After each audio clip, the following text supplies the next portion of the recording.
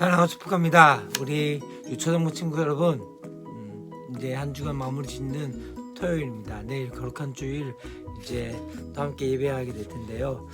코로나 상황 가운데 쉽지 않게 그렇게 되어진 상황들이지만 모이기가 좀 제한받을 때가 있지만 그럼에도 불구하고 우리가 정말로 하나님 예배하며 하나님 기뻐하는 것이 우리의 힘인 것을 다시 한번 깨닫고 그렇게 예배했으면 좋겠습니다. 말씀 묵상 이들 가운데서도 하나님께서 또 우리 가운데 어떤 이야기를 하실지에 대해서 한번 귀 기울이면서 그렇게 함께 말씀 가운데 나갔으면 좋겠다는 생각이 들었습니다.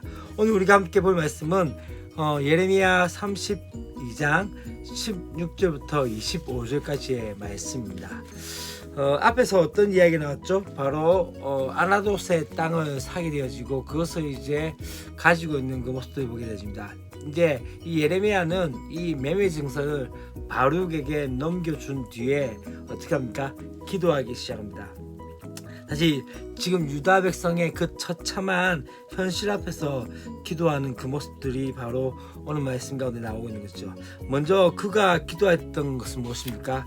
하나님의 전능하심을 찬양하는 모습이 17절부터 22절까지 말씀을 보게 되십니다. 사실 이 유다 백성들이 현재 그들이 가지고 있었던 그들의 땅을 차지할 수 있었던 것은 어떤 것이었습니까? 인간의 계획을 뛰어넘어서 하나님의 전능하심 가운데서 되어졌던 일입니다. 그렇기 때문에 이제 그들의 땅에서 쫓아내실 분도 누구입니까? 바로 하나님이시며 다시 돌아오게 하실 이도 하나님이라는 것을 우리가 깨닫고 또 기억해야 한다는 것이죠. 그런데 여전히 이 유다 백성은 끝내 이 예레미야의 선포를 거부하고 또한 하나님의 말씀에 대해서 귀를 닫기 시작했던 거죠. 이런 백성의 완악함을 알고 있었던 그 예레미야는 그들이 하나님의 은혜로 회복을 경험한 후에 다시 죄를 짓지 않도록 그렇게 하나님께 간절히 기도하는 모습들을 보게 되십니다. 성도는 말씀 앞에서 죄를 깨닫고 돌이켜서 순종하며 또한 하나님의 전능하심을 전적으로 신뢰한 존재가 바로 성도라는 것을 기억하십시오. 그렇기 때문에 큰 능력과 편심팔로 보호하시는 그 하나님께 엎드려 기도하면서 또한 그 가운데서 하나님의 음성을 듣는데 집중을 해야 한다는 것이죠.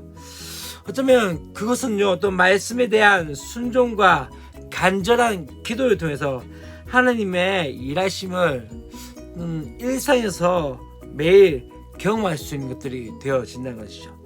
오늘 말씀에도 오늘 말씀 가운데서 우리가 계속적으로 보아야 할 것은 무엇입니까?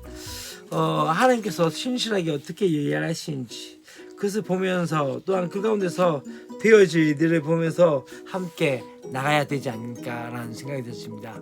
오늘도 우리 기쁜 마음으로 하나님의 말씀을 묵상하고 또한 내일도 예배 가운데서 기쁜 마음을 함께 배웠으면 좋겠습니다. 사랑하는 축복합니다. 월요일날 또 우리 말씀 묵상 가운데 함께 나갔으면 좋겠습니다. 사랑하는 축복합니다. 화이팅!